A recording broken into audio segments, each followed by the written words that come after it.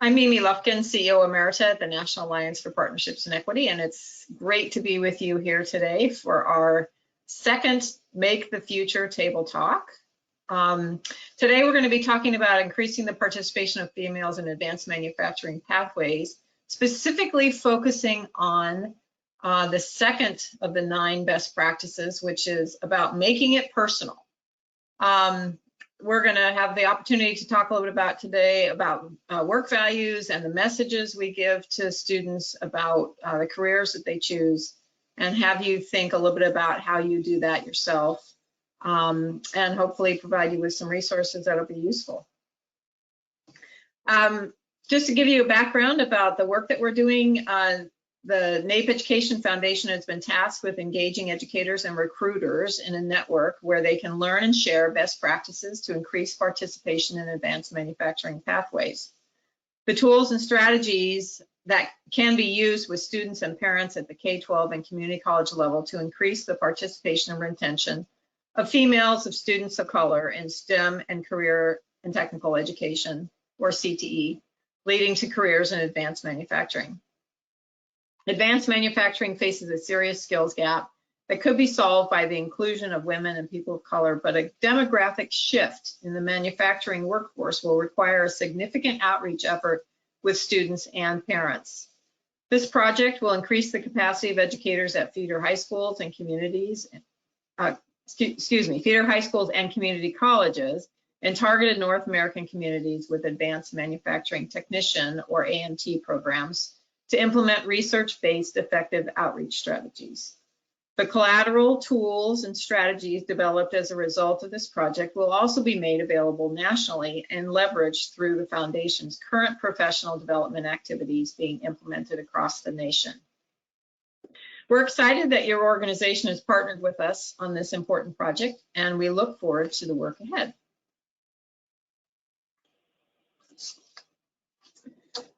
First of all, let me mention the fact that we are piloting this work initially now in the states that you can see on the slide, the map there. And the recruiters and educators from these 7 states will be engaged in this project in a pilot opportunity to help us really test and determine what are the best resources that we need to create over the next year and a half as we begin to move Make the Future out into a public setting. We're ready to provide opportunities for you as part of this pilot to learn and network with each other.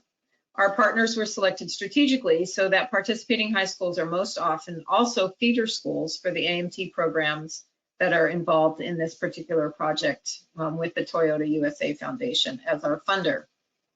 We hope to enrich existing relationships and establish new ways to engage and recruit female students to educational programs aimed to build tomorrow's advanced manufacturing workforce. We've created a suite of tools you can access on our learning management system. Our suite has 6 modules. The first module will introduce you to the NAEP courses and help you frame their content through the lens of advanced manufacturing. The 5th module contains our 9 best practices for recruiting females. Each month, we'll add items you can customize and download to use with your students.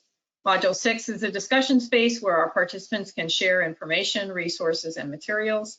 In addition to the tools, our participants will have the opportunity to work face-to-face at the annual Federation of Advanced Manufacturing Educators, or FAME conference, and at the National Alliance for Partnerships and Equity's National Summit for Educational Equity.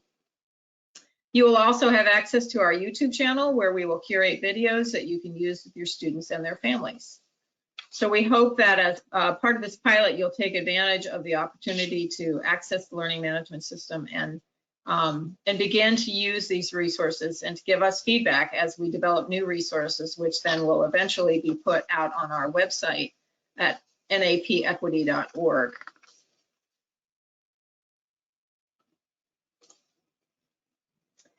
So NAEP has scoured the research on attracting females to non-traditional careers and distilled that information into 9 key strategies.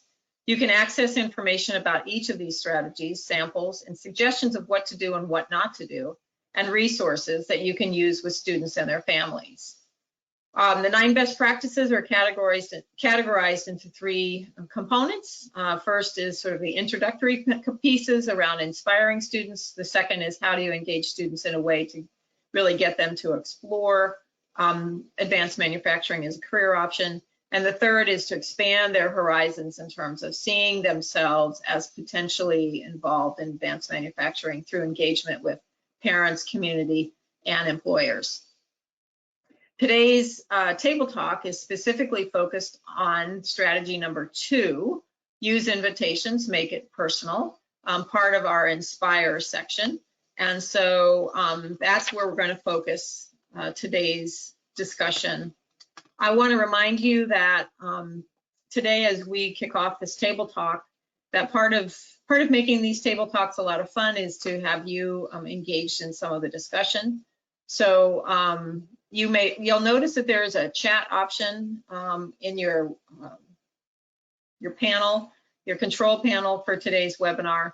Please use it to provide input, to ask questions, to engage in the conversation. There'll be a couple of opportunities during today's table talk where you'll have a chance to answer some questions. So we hope that that's how you'll get involved in today's activity. If you're watching this after we've recorded it and placed it on the website and shared it publicly, sorry, this is like, I guess, watching a radio or listening to a radio show after the call-in number is no longer functioning. We hope that you'll at least think about what the questions are asking you and engage in your own conversations when you have an opportunity to share this with your colleagues. So I want to first start out by doing a quick overview of what we call the culture wheel at the National Alliance for Partnerships and Equity Education Foundation. And the culture wheel is sort of a conceptual framework for how we think about how the types of messages that we give to our students, how they impact them. And as we talk about making this personal and creating a personalized invitation to engage young women in activities, introducing them to advanced manufacturing, the types of messages that we give are critically important. And throughout all of the resources that we've developed for Make the Future, you'll see that there is this sort of constant thread around this notion that how important messaging is in the way in which we do this work, whether it's in person, whether it's in writing, whether it's through social media, on websites, etc. But what we know is that cultural stereotypes, the stereotypes that our culture has set, the ways in which we clump people into groups in order to manage thinking about how to engage with them, etc. Those cultural stereotypes basically have embedded in them certain biases, whether those biases can potentially could be explicit, as like discrimination, or implicit, where oftentimes we don't even know that we have a bias around something. It's important that we as educators and recruiters who are working with underrepresented students in particular in a field where that's non-traditional for them, that we have a good understanding of our own biases and certainly the cultural stereotypes that exist, because these students are very frequently faced with these kinds of biases and have to address and meet these, whether it's in their own homes, in their classroom, in the workplace, or just generally in society, giving them messages that advanced manufacturing is not necessarily a field for them. And we want those biases to be turned on their heads so that the bias actually is that it is an opportunity for them. Those biases then are expressed in what we call micro messages. It's the way in which messages are shared, whether they are verbal, nonverbal. There are a whole variety of ways that micro messages are put out. And one of the things that, as a participant in the pilot, you'll have an opportunity to access. We have a whole online course on this topic so you can learn more about micromessaging. It's a really important thing to think about. But those micromessages then, depending on whether those messages are positive or negative, can create an accumulation of advantage or disadvantage in the student in terms of their ability to believe that they are capable or that they are accepted in a particular career field. And that's what we call self-efficacy. So this notion that I believe that I can perform, that I can be successful, that I can complete a task or achieve a goal, it is my self-efficacy, and that is built by the messages that I receive from those around me, and also from my own successes or failures. And that self-efficacy then is reflected in the way in which I, as a student, for example, would behave, whether I would choose or not choose to become engaged in advanced manufacturing as a career, for example. So as we walk through a little bit about this discussion, I want to encourage you to think about this kind of cycle of how these biases are playing out in micromessages, the advantages or disadvantages that they apply or create for students, whether their self-efficacy is increased by the types of messages that they're receiving, and also that those messages then lead to the behavior that we're hoping that students will engage in. And in this case, since we're looking at this from a recruitment standpoint, typically you'll be working with students who maybe have not yet enrolled in an advanced manufacturing program, and you want to try to encourage them to consider this as an option. But even for those students who are in advanced manufacturing, it's important that these kinds of messages, that they are accepted, that they are successful, et cetera, need to continue in order for them to persist and to complete and eventually transition into the employment. What we know is that educators can interrupt this cycle in a positive way at the micromessaging level. So the types of messages that students receive from you, whether you're an educator or working as a recruiter from the employer side, this is the critical sort of point of where things can change. We had a wonderful opportunity and continue to work with a group of educators and industry folks in Alabama, Alabama FAME, and they have been just amazing to work with and have been willing to allow us to do a really nice review of their website. And you'll find when you go to the tools and resources in the learning management system that there is a piece in there around the creation of a recruitment plan, recruiting 101, we like to call it.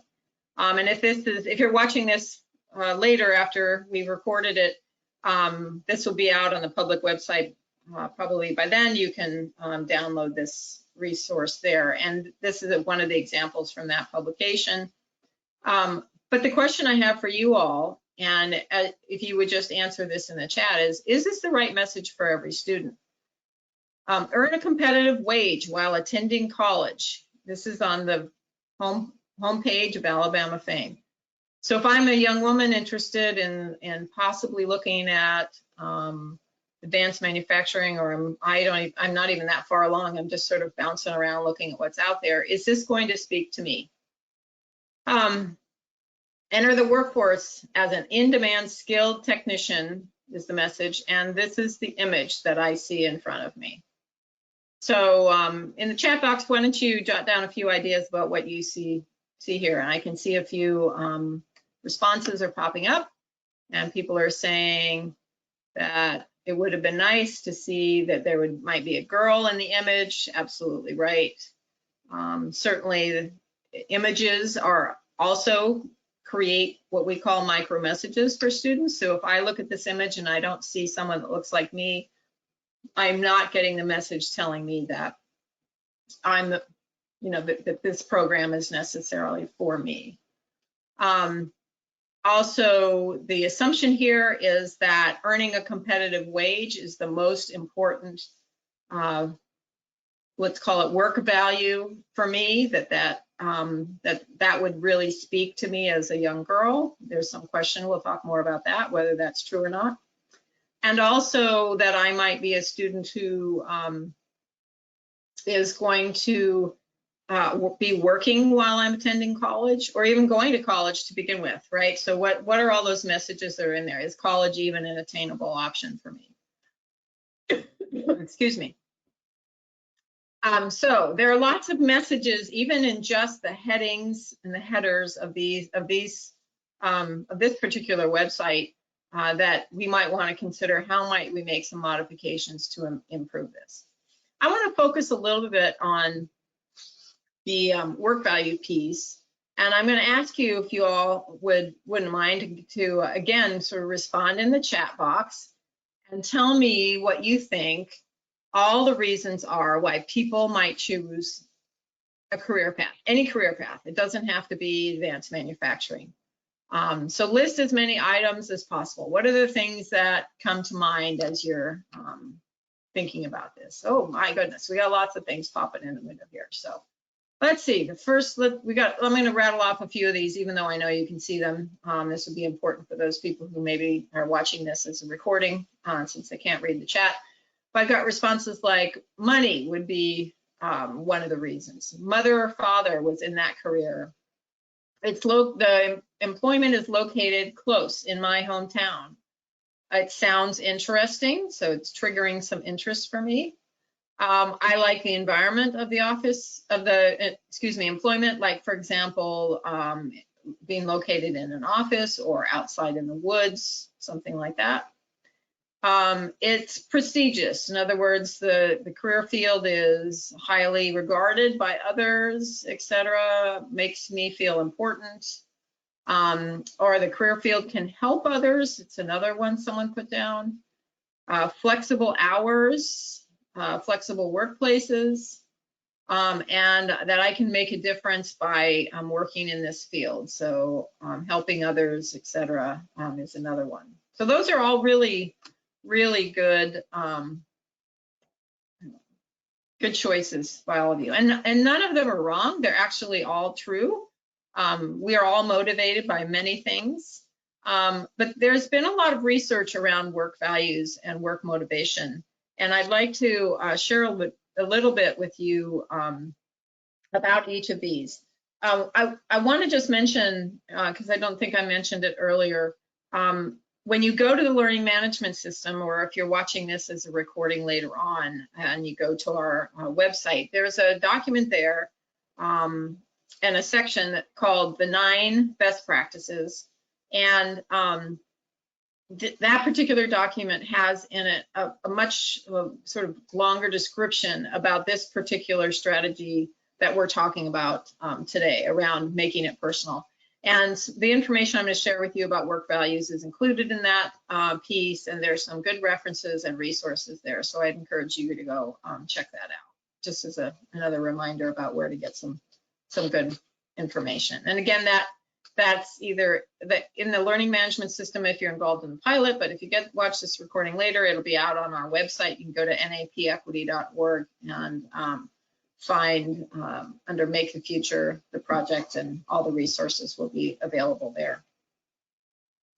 All right, so let's take a look at work values and think about them in regards to the kinds of messages we might give to students as we consider how to recruit them, how to invite them personally. What that invitation look like, whether that invitation is actually a written invitation to an individual, or the way in which we talk about a career field and inviting students to be engaged, or whether it's a social media posting that's an invitation, something that it's trying to make this personal for the students. There are basically 4 work values in the literature.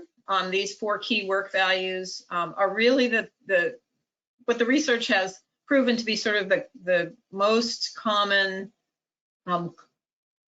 clumping of values that we use to make decisions on our careers.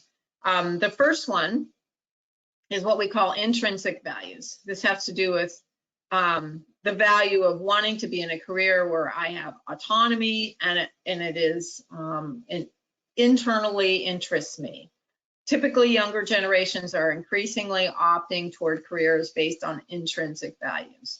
This notion of autonomy is particularly interesting as it relates to the gig economy, or a lot of people who are self-employed typically have very strong intrinsic values about workplace, their work values. And so how is it that autonomy or interest or intrinsic values, what are the messages we might give to students about how advanced manufacturing could connect to that particular value for them? The second is extrinsic values, so making money and job security. If you include all jobs directly using STEM skills, including those in health and medicine, then STEM jobs represent 70% of the highest 150 paying jobs in the country.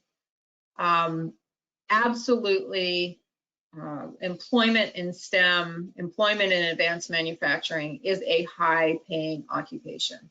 And as you saw on the Alabama FAME website page, that is the value that they are placing out in front as the connecting point for students to engage in advanced manufacturing.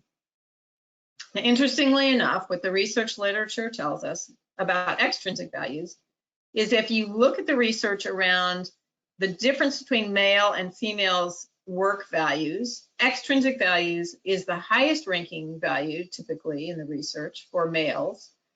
However, it is not the highest ranking value for females. It actually tends to be lower when these four values are ranked. And the important thing to know is that everyone comes to this from a different perspective. What I'm telling you is sort of the typical research information, which says, you know, when studying from a bell curve, the larger value tends to be at this end of the scale. And so not all women necessarily will be in a situation where money doesn't matter. It does matter. I want to make sure that's perfectly clear. Extrinsic values can be very important in job selection, but if we're going to be working on trying to recruit more young women into this field, using extrinsic values as the main messaging for recruiting will not work.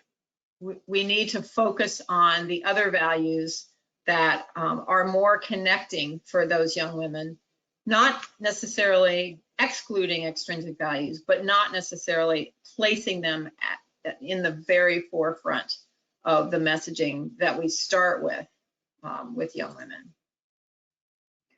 Another work value is prestige values. The most common undergraduate degree among Fortune 500 CEOs is engineering. When I found this out, I was shocked. I really did not know that this was true, that 1 in 5 CEOs have an engineering degree. I found that really fascinating. And so one of the things that we also know about STEM degrees is that they can be leveraged into lots of career options, and particularly probably because most engineers have learned very well how to solve problems. Advanced manufacturing programs have a very strong problem-solving learning in them. These kinds of occupations tend to push people into upper level, higher leadership types of career fields as well. So the values of being in a career field that has high respect, that is carries with it the value of prestige and importance and leadership is another of the 4 work values.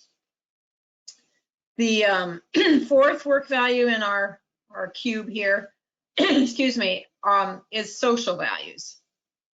So working with people, contributing to society, making the world a better place.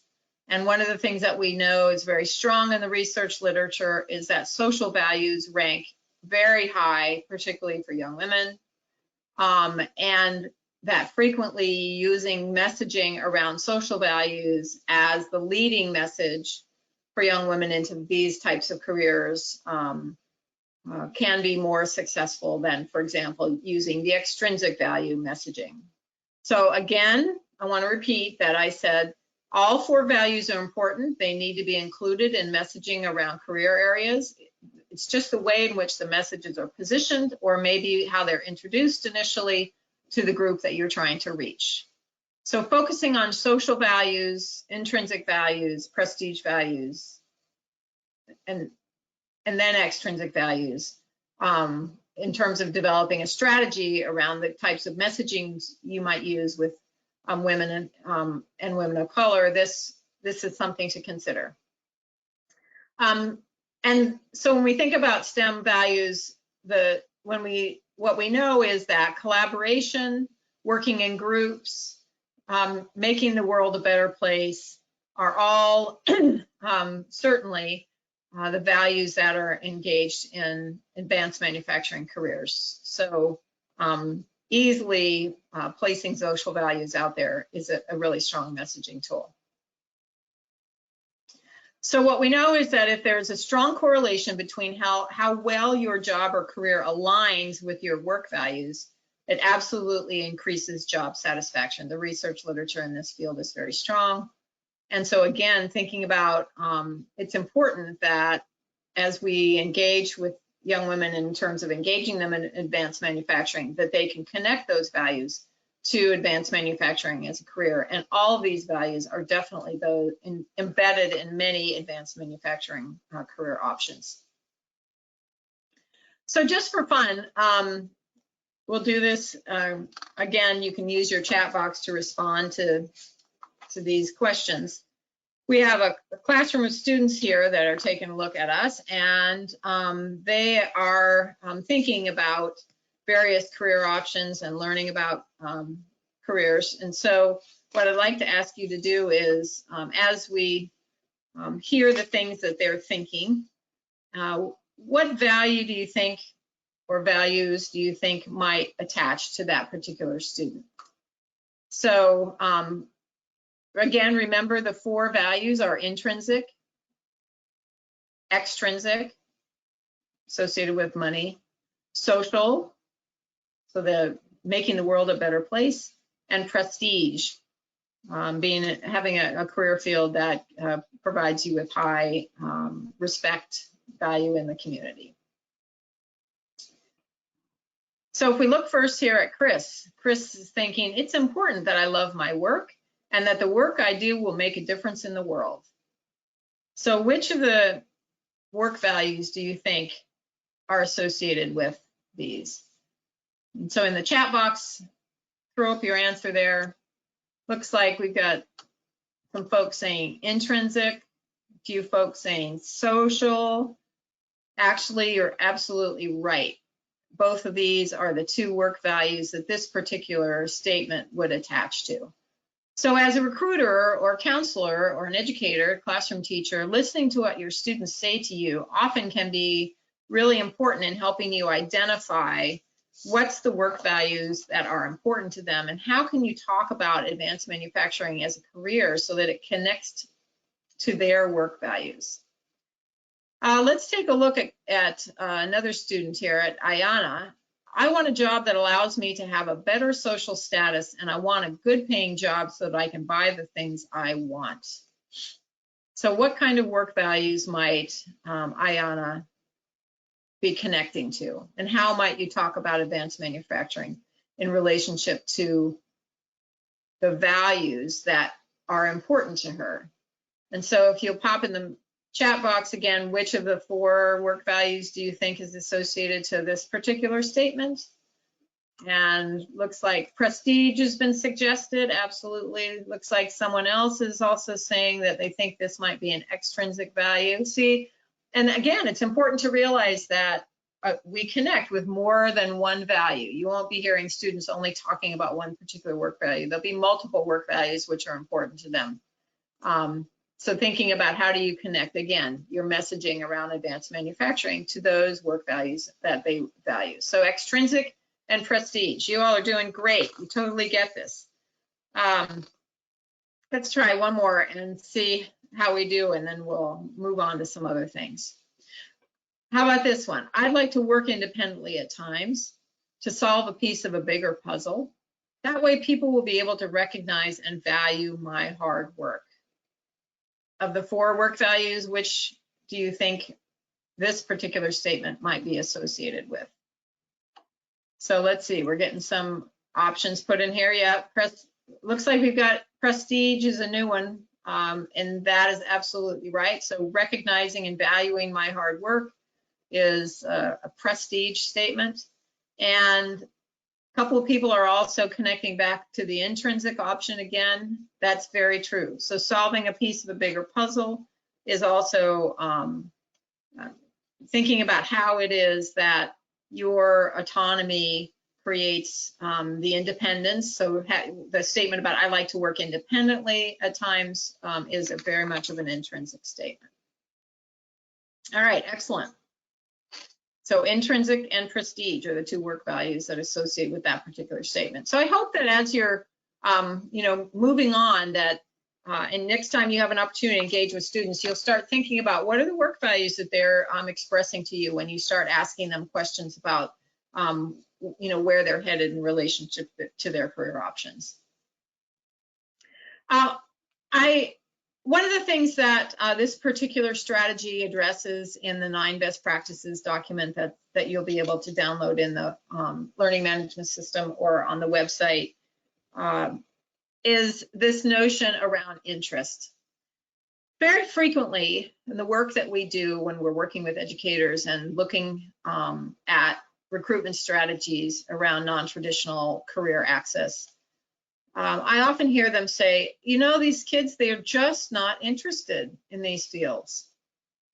And so there's sort of this level of frustration around the fact that kids are saying, I'm not interested. And that may be true. That may be true. I would say that may be true for a student who has had an opportunity to actually be exposed to the career area. They've had an opportunity to try some of the skills. They are well versed and know well what the career area is about.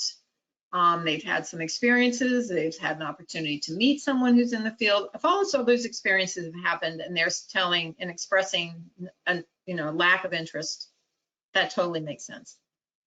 But typically for underrepresented students, their sense of self-efficacy actually has to precede the expression of interest. And what I mean by that is if you can reflect back on the cycle that we talked about, the culture wheel, and you think about how self-efficacy is built from these experiences that are an accumulation of advantage in this particular case from micro messages that have been telling them or experiences that have been telling them that this is a career field for them. What we know is that if you were to ask a young woman just out of the blue, do you have any interest in advanced manufacturing? Their immediate response would be no, because they don't know anything about it.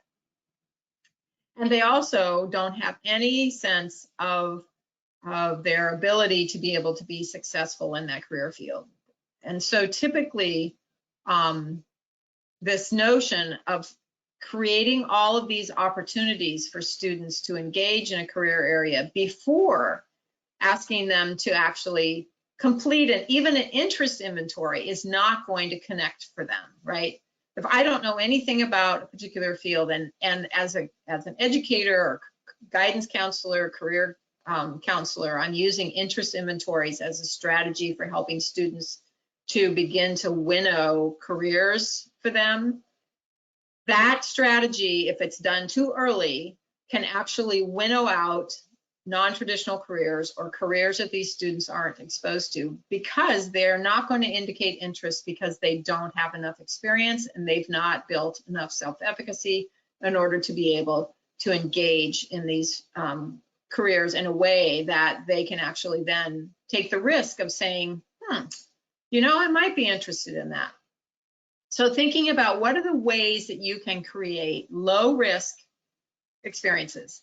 Enrolling in a course is not going to do it. It's too high risk, right? I have to get a grade. And one of the things that we know, particularly about underrepresented students, is frequently they may be students who are trying to be high achievers, overcompensating for academic performance. So we want to be sure that we have an opportunity to engage these students in a way that there's no risk involved. This is all about having fun, trying new things. You know, it's okay that you don't know, making mistakes is good, all of that kind of stuff.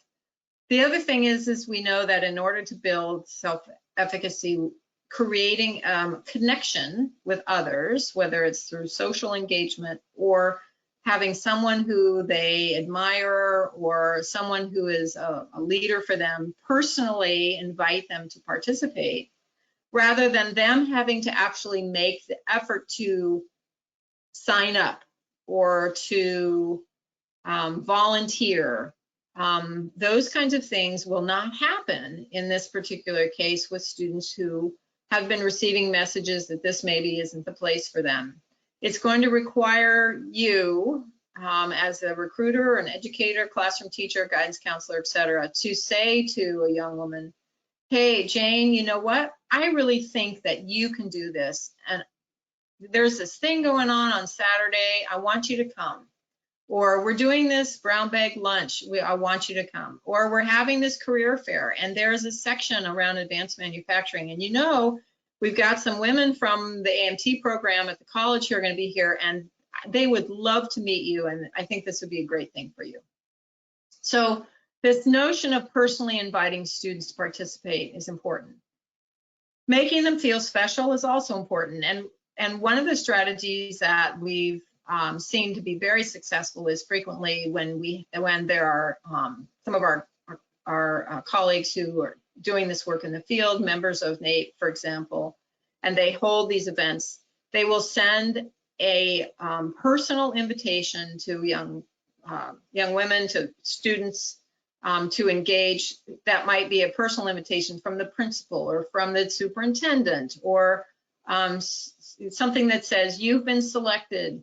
It's clear that you have a potential in this field. We want you to participate in this event. Please join us, etc. And that is on district letterhead or whatever. And that has been a very successful strategy, as I'll share with you in just a minute. The other thing is have students come in groups.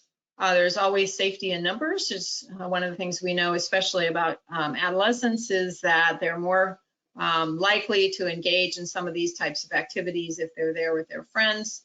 And so think about how is it that you can invite and bring together a group, a social group, a cohort, to these activities so that they have comfort in their social settings in addition to then giving them a safe place in order to risk trying something different. Don't make students volunteer to participate. Don't make them have to sign up. Don't make them have to make the first move. Try to figure out a way to engage students and bring them in so that this notion of inviting them, taking their hand and bringing them, really encouraging them, making them feel special is a really important strategy. So I want to share with you a couple of results of some work that we've done. And I just want to quickly mention the context in which this work has been done in the past. We have a program called the Program Improvement Process for Equity. We've been working with school districts across the country for the last, oh gosh, probably 15 years on this strategy. And basically what we do is that it's a program where we work with teams in schools and community colleges, lots of settings. We help them do, first thing is a performance gap analysis. This is the Explore module, where we look at data and we identify where there happens to be gaps in participation and performance and transition, et cetera. And so, when we work with advanced manufacturing programs or early students in high school or middle schools, where we're trying to get them to explore STEM career fields, and we want to look at what's happening in relationship to gender, race, socioeconomic status, disability, et cetera, in terms of demographic characteristics, to determine if there are gaps in regards. And frequently, of course, in design and engineering types of programs, we see low enrollments of young women in those programs. The Discover phase is the teams then, after they've identified their gaps, they go out and conduct a root cause research project where they try to identify what are the root causes or the barriers that students are facing to accessing these programs. And they do that through a variety of strategies, focus groups, surveys, interviews, etc., with students and also with adults in schools where they're working. And then they come back afterwards and use the results of that root cause research to identify a particular aligned strategy in order to be able to actually drive an intervention that's very focused to where the barriers are that are creating the gaps that they identified in the explore phase. And so that strategy is then selected and an implementation plan created, and then those implementation plans are put into place and the teams then evaluate their efforts. And this is an iterative process that the cycle continues over time. And there are two examples I wanted to share with you that are relative to this particular discussion that we're having today.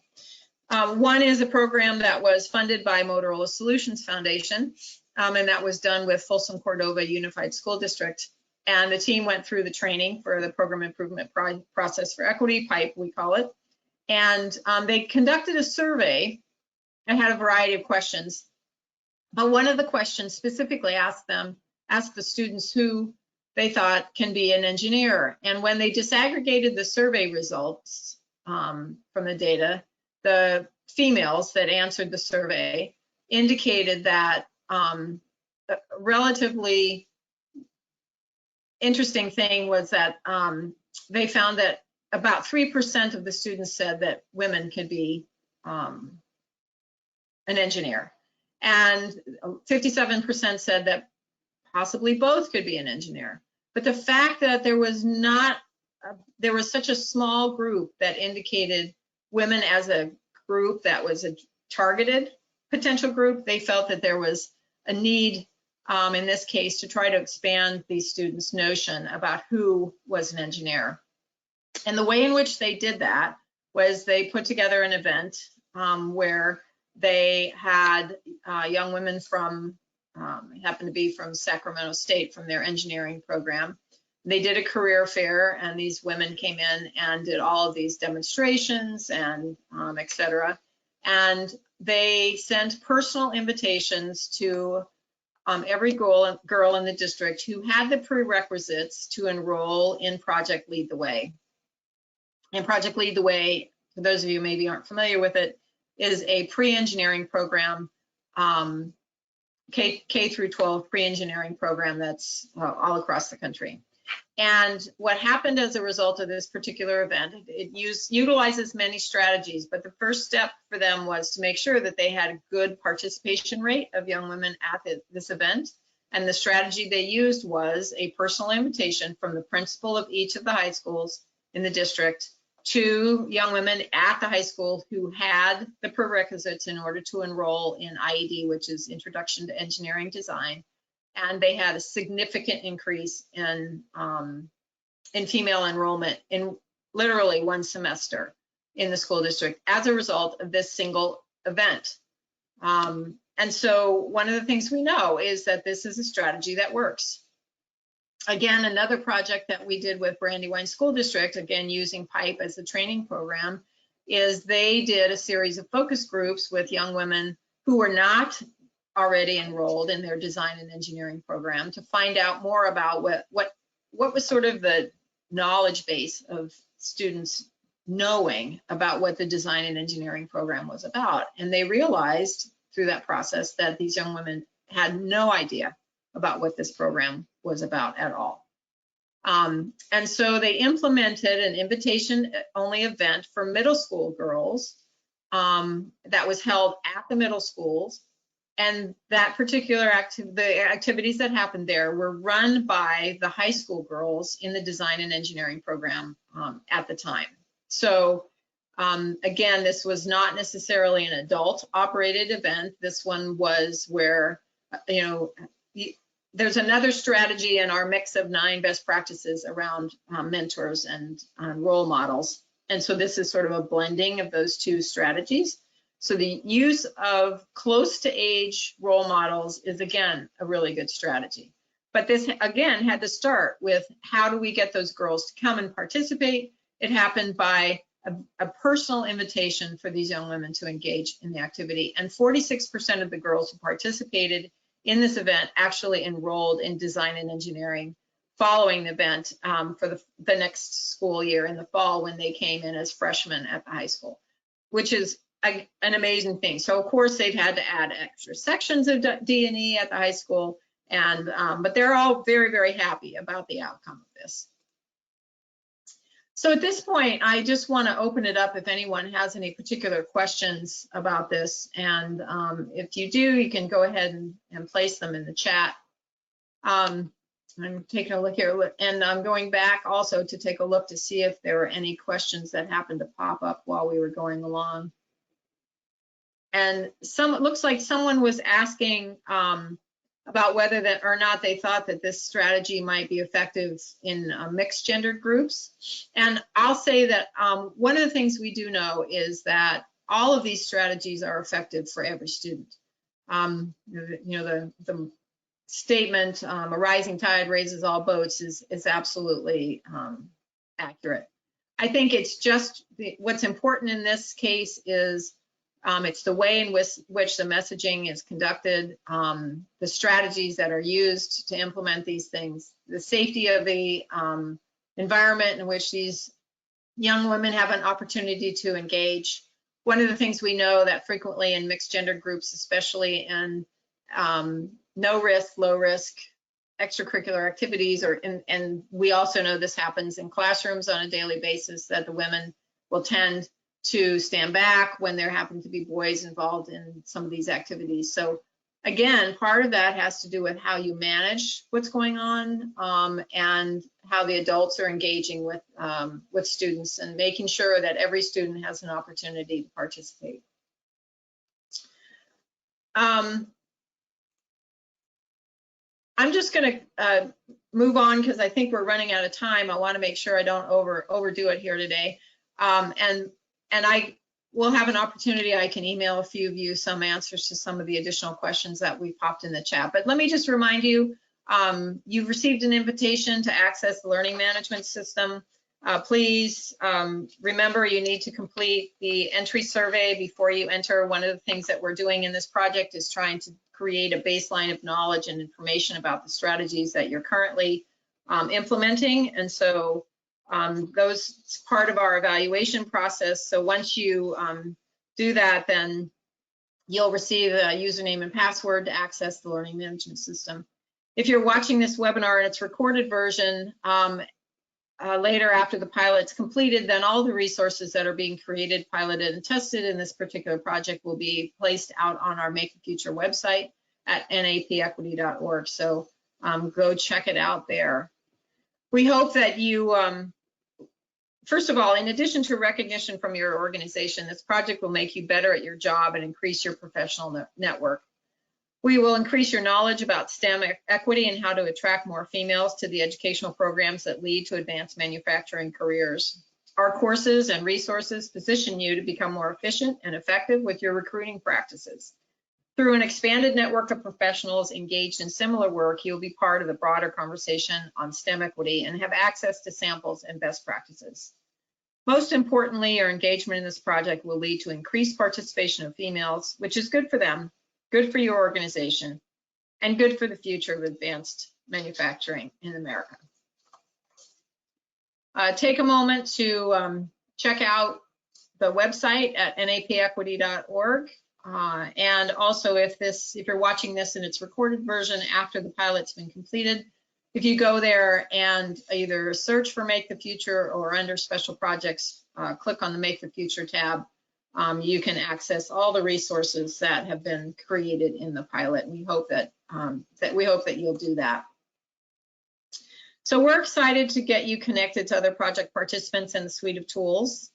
In the next week or so, you'll receive an email with information about how to access the perception survey that I mentioned earlier. The survey will only take about 15 minutes to complete.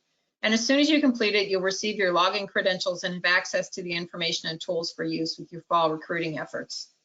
We also hope to get the conversation started as soon as possible so you can benefit from the collective experience of our project partners. You'll receive monthly emails from us with alerts about new tools and that we've added to the best practices modules. Again, thanks for engaging in this work with us and participating in this pilot. And for those of you who are watching this in its recorded version, we hope that you'll go to the NAEP website, check out the resources and use them, and let us know about how they are working for you and what you need so we can always create new things. And thank you for participating in today's Table Talk.